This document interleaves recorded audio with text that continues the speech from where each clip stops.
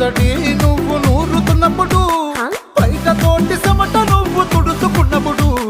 దండాన నీ సొక్క ఆరేస్తున్నప్పుడు, నీ ఒంటి వాసన తెగ గుర్తొచ్చినప్పుడు,